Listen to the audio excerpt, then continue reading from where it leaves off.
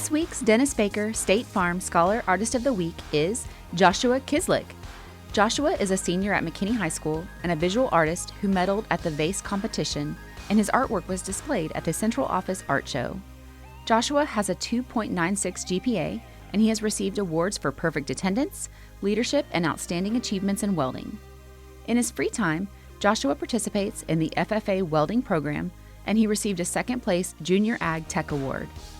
He is a member of the FBC Allen Youth Group, and he works as a Walmart associate.